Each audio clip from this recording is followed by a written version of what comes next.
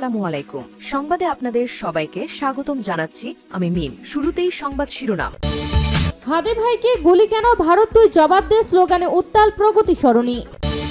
এদিকে খালেদা জিয়ার উদ্দেশ্যে ফ্যাসিস্টদের মতো কথা বলেছেন জামায়াত প্রার্থী, ক্ষমা চাইতে হবে বলল অ্যানি। জামায়াত আগামী 100 বছরও ক্ষমতায় আসতে পারবে না বলল এলডিপির মহাসচিব।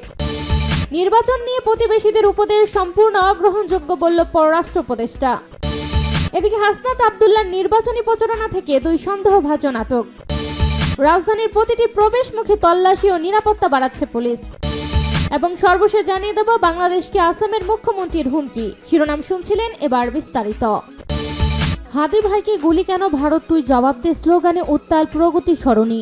ভারতীয় হাই কমিশন অভিমুখে মার্চ করতে গিয়ে পুলিশের বাধার মুখে রাজধানীর বাড্ডা এলাকায় প্রগতি সরণি সড়কে অবস্থান নিয়েছে জুলাই ঐক্যের নেতাকর্মীরা। এ সময় বিভিন্ন স্লোগানে সড়কটি উত্তাল হয়ে ওঠে। বুধবার বিকেল 3:30টার দিকে রাজধানীর রামপুরা ব্রিজ এলাকা থেকে ভারতীয় হাই কমিশনের উদ্দেশ্যে এই মার্চ শুরু হয়। লিং রোডে পৌঁছালে পুলিশ প্রথম দফায় তাদের বাধা দেয়, পরে ব্যারিকেড ভেঙে প্রগতি সরণিতে আসলেও সেখানে আবারও পুলিশের বাধার মুখে পড়ে তারা। পরিস্থিতির এক পর্যায়ে জুলাই ঐক্যের নেতাকর্মীরা প্রগতি সরণিতেই বসে পড়েন এবং বিক্ষোভ শুরু করেন। এ সময় জুলাই ঐক্যের অন্যতম সংগঠক ও ডাকসুর সাহিত্য সম্পাদক মুসাদ্দেক আলী ইবনে মোহাম্মদ স্লোগান দেন, হাদি ভাইকে গুলি কেন, ভারত তুই জবাব দে। বিক্ষোভকালে মুসাদ্দেক আলী বলেন, ভারত প্রতি বছর বাংলাদেশ থেকে বিপুল অর্থনৈতিক সুবিধা নেয়। তিনি দাবি করেন, বাংলাদেশ যদি সেই অর্থনৈতিক সুবিধা দেওয়া বন্ধ করে দেয় তাহলে ভারতের উপর বড় প্রভাব পড়বে।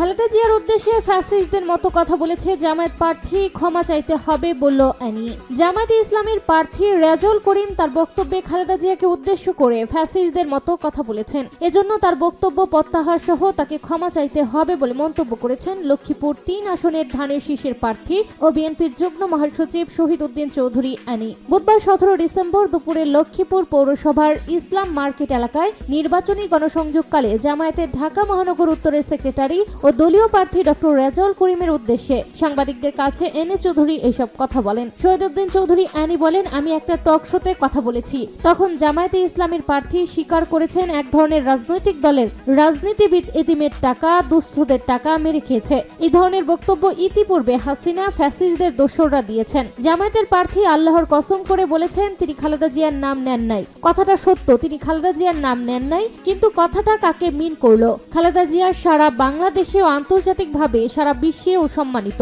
তাহলে এই যে হাসিনা ফ্যাসিস্ট যেভাবে কথা বলেছে, উনিও একইভাবে কথা বলেছেন। তিনি আরো বলেন, কিছু মিডিয়া এটাকে বিকৃত করেছে, বিভ্রান্তি ছড়িয়েছে। আমি প্রত্যাহার করে নিয়েছি। কি প্রত্যাহার করে নিলাম? যার মুখে এই ধরনের স্বীকারোক্তি, যিনি বলেন এক ধরনের রাজনীতিবিদ এতিমের টাকা মেরে খেয়েছেন, দুস্থদের টাকা মেরে খেয়েছেন, তিনি কি ফেসিবাদের মতো খালেদা জিয়াকে অসম্মানিত করেননি? আমরা তীব্র প্রতিবাদ জানাই, তীব্র নিন্দা জানাই। এই বক্তব্যে ওনাকে ক্ষমা চাইতে হবে। যে খালেদা জিয়াকে আমি মিন করিনি, কথাটা সত্য নয়। উনি খালেদা জিয়াকে উদ্দেশ্য করেই কথাটি বলেছেন।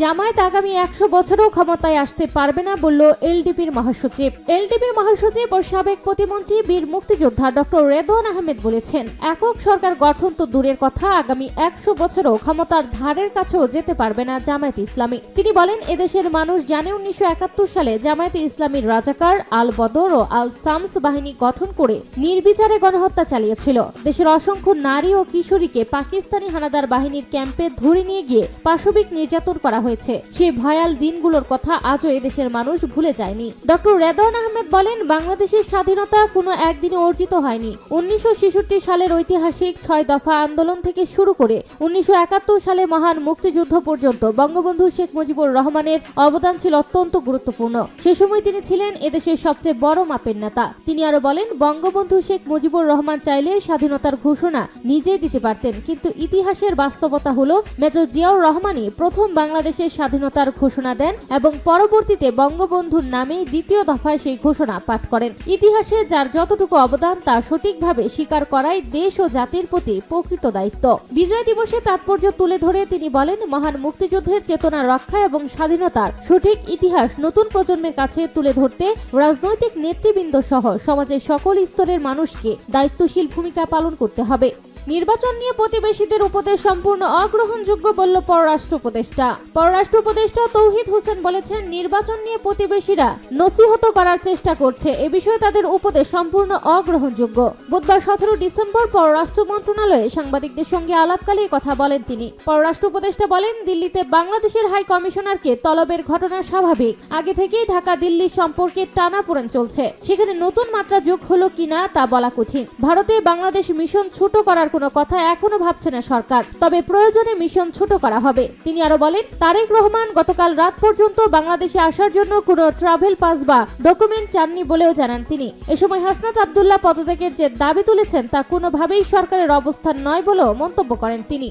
হাসনাত আব্দুল্লাহ নির্বাচনী প্রচারণা থেকে 2 সন্দেহভাজন আটক। জাতীয় নাগরিক পার্টির মুখ্য সংগঠক দক্ষিণাঞ্চল হাসনাত আব্দুল্লাহর নির্বাচনী প্রচারণা থেকে সন্দেহভাজন 2 ব্যক্তিকে আটক করেছে পুলিশ। বুধবার 17 ডিসেম্বর বিকেলে কুমিল্লার দেবিদ্বার উপজেলায় এই ঘটনা ঘটে। জানা গেছে, বুধবার বিকেল 3টার দিকে দেবিদ্বারে নির্বাচনী প্রচারণা শুরু করেন হাসনাত আব্দুল্লাহ। এ সময় তার সঙ্গে নির্বাচনী প্রচারণায় অংশ নেওয়া 3 জনকে সন্দেহ করে পুলিশ। এক পর্যায়ে তাদের মধ্যে 2 জনকে আটক করে প্রাথমিক জিজ্ঞাসাবাদ করা হয়। সেখানে স্থানীয়দের সহায়তায় পরিচয় নিশ্চিত হয়ে তাদের ছেড়ে দেওয়া হয়। পুলিশ জানায়, হাসনাত আব্দুল্লাহ নিরাপত্তা নিশ্চিতে পুলিশ তৎপর রয়েছে। 2 জন সন্দেহভাজনকে আটকের পর জিজ্ঞাসাবাদের মাধ্যমে তাদের পরিচয় নিশ্চিত হয়ে ছেড়ে দেওয়া হয়েছে। দেবিদ্বার থানার ওসি সারোয়ার হোসেন বলেন, রবিউল ও সজীবকে সন্দেহভাজন মনে করে আটক করা হয়। পরে হাসনাত জানান তারা তারই কর্মী সমর্থক। জিজ্ঞাসাবাদ শেষে তাদের ছেড়ে দেওয়া হয়েছে।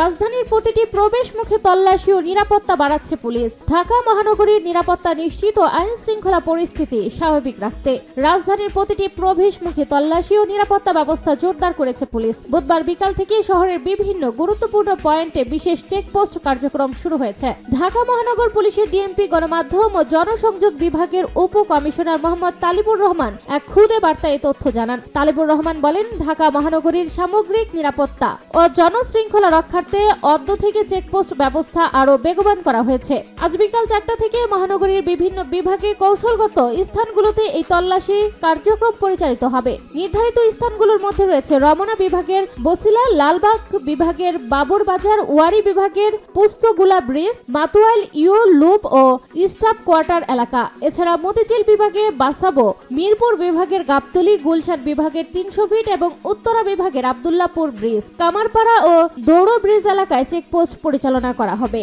বাংলাদেশকে আসামের মুখ্যমন্ত্রীর হুমকি। বাংলাদেশকে কঠোর ভাষায় হুমকি দিলেন ভারতের উত্তর পূর্বাঞ্চলীয় রাজ্য আসামের মুখ্যমন্ত্রী হেমন্ত বিশ্ব শর্মা। তিনি বলেছেন, গত 1 বছর ধরে বাংলাদেশের অনেকেই আমাদের উত্তর পূর্বাঞ্চলীয় রাজ্যগুলো নিয়ে নানা ধরনের অপ্রাসঙ্গিক বক্তব্য দিচ্ছেন। তবে ভুলে গেলে চলবে না, ভারত একটি বিশাল দেশ, পারমাণবিক শক্তিধর এবং বিশ্বের 4র্থ বৃহত্তম অর্থনীতি। বাংলাদেশ কিভাবে এমনটা ভাবতে পারে, এটা নিয়ে ভাবাও ভুল। কিন্তু বাংলাদেশের মানুষের চিন্তা ভাবনায় সমস্যা আছে। মঙ্গলবার সাংবাদিকদের সঙ্গে মত বিনিময়ের সময় এসব কথা বলেন হেমন্ত বিশ্ব শর্মা। আসামের মুখ্যমন্ত্রী আরো বলেন, বাংলাদেশের এই মানসিকতাকে উৎসাহিত করা উচিত নয়, বরং কোনোভাবেই বাংলাদেশকে খুব বেশি সহায়তা দেওয়া ঠিক নয়। তিনি আরো বলেন, আমাদের অবশ্যই বাংলাদেশকে শিক্ষা দিতে হবে। তারা যদি এমন আচরণ করতে থাকে তবে আমরা চুপ করে বসে থাকবো না। সূত্র the Hindu, NDTV, Times of India, Hindustan Times.